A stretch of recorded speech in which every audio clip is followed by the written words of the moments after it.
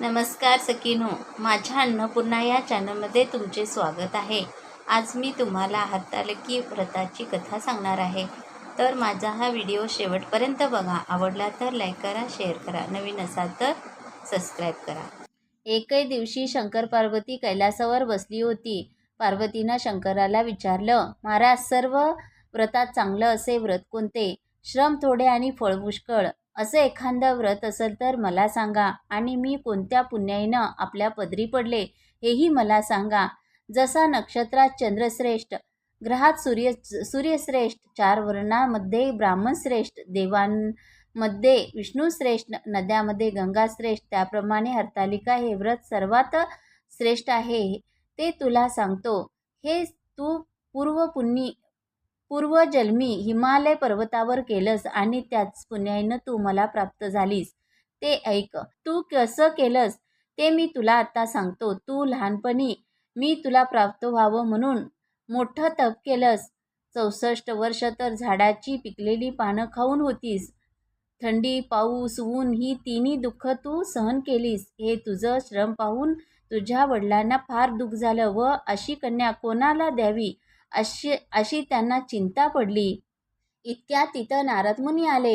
हिमालयानं त्यांची पूजा केली व येण्याचं कारण विचारलं। तेव्हा नारद म्हणाले, तुझी कन्या वर झाली आहे, ती विष्णूला द्यावी, तो तिचा योग्य नवरा आहे।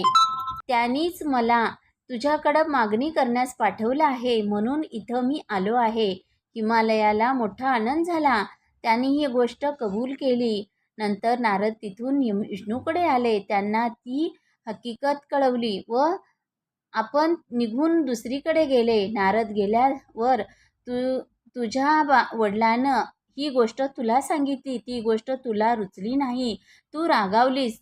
असं पाहून तुझ्या मैत्रिणीनं रागावण्याचं कारण विचारलं, तेव्हा तू सांगितलंस, महादेवा वाचून मला दुसरा पती करणे नाही असा माझा निश्चय आहे। असं असून माझ्या वडिलांनं मला विष्णूला देण्याचं कबूल केलं, याला काय उपाय करावा? मग तुला तुझ्या सखीनं एका घोर अरण्यात नेलं।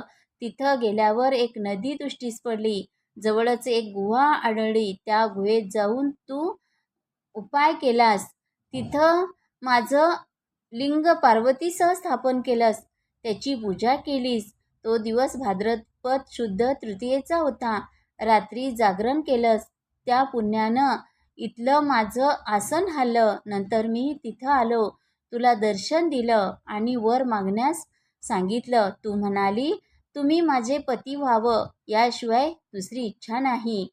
नंतर ती गोष्ट मी मान्य केली, मी गुप्त झालो। पुढे दुसऱ्या दिवशी ती व्रतपूजा विसर्जन केलीस, मैत्रिणीसह त्याचे पारण केलंस।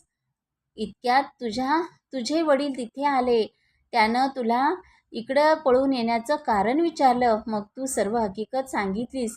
पुढं त्यानं तुला मलाच देण्याचं वचन दिलं, तुला घेऊन घरी गेले। मग काही दिवसांनी चांगला मुहूर्त पाहून मला अर्पण केलं। अशी या व्रतानं तुझी इच्छा पूर्ण झाली। याला हरतालिका व्रत असे म्हणतात। याचा विधी असा आहे, ज्या ठिकाणी हे व्रत करायचं असेल त्या ठिकाणी तोरण बांधावं, केळीचे खांब लावून ते स्थान सुशोभित करावं, पुढं रांगोळी घालून पार्वतीसह महादेवाचं लिंग स्थापन करावं, षोडशोपचारांनी त्याची पूजा करावी, मनोभावी त्यांची प्रार्थना करावी, नंतर ही कहाणी ऐकावी व रात्री जागरण करावं। या व्रतानं प्राणी पापापासून मुक्त होतो, 7 जन्माचं पातक नाहीसं होतं, राज्य मिळतं, स्त्रियांचं सौभाग्य वाढतं। या दिवशी सुवासिनीनं यथाशक्ती वाण द्यावं, दुसऱ्या दिवशी उत्तर पूजा करावी आणि व्रताचं विसर्जन करावं।